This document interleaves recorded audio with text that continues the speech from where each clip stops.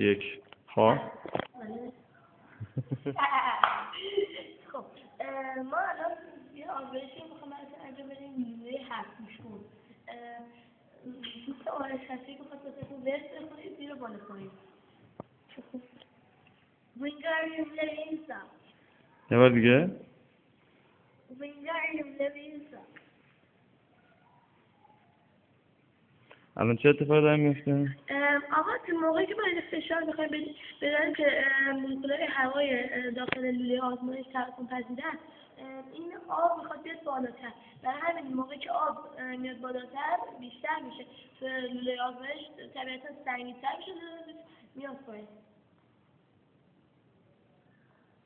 خب حالا موقعی که ما میخوایم فشار برداری و روش بیشتر سطح آب میخواد بیاد بالاتر، پایین‌تر باشه پایین‌تر.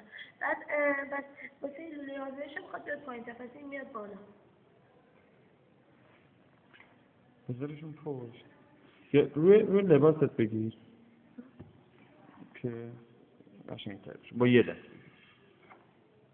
از پشت نمی‌تونی دست رو بگیری. خوبه. یه بار دیگه حالا بیا. یه بار دیگه تکونش بده. حالا ولش کن. چیشه؟